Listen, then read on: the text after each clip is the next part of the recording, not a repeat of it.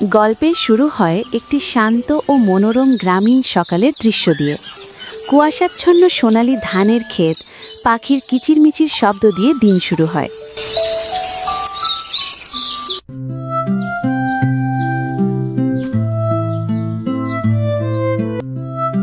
মা ছোট্ট ছেলে শাউকে ঘুম থেকে ডেকে তোলেন। ছেলেটির বাবা কাঁধে কোদাল ও কাস্তে নিয়ে কাজের উদ্দেশ্যে বের হন এবং হাসি মুখে বলেন যে আজ জমির ফসল কাটার কাজ শেষ করতে হবে।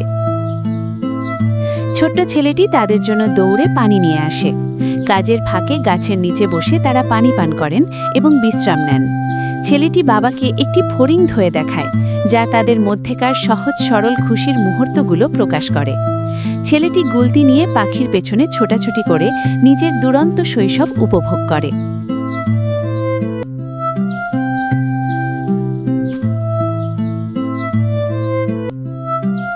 সারাদিন পরিশ্রমের পর সূর্য যখন ডুবু তখন কৃষক পরিবারটি বাড়ির পথ ধরে। পথে এক প্রতিবেশীর সাথে দেখা হলে ছেলেটির বাবা জানান প্রকৃতির আশীর্বাদে এবার ফসল বেশ ভালো হয়েছে। সন্ধ্যায় ছেলেটির বাবা উঠোনে বসে ধূমপান করছেন এবং মা রান্না করছেন। এরপর হারিকেনের আলোয় পরিবারের সবাই একসাথে রাতের খাবার খেতে বসেন। মা ছেলেটিকে বেশি করে খেতে বলেন, কারণ পরদিন তাকেও খেতে পড়ে থাকা গমের দানা কুড়াতে সাহায্য করতে হবে। ছেলেটি আনন্দের সাথে রাজি হয়।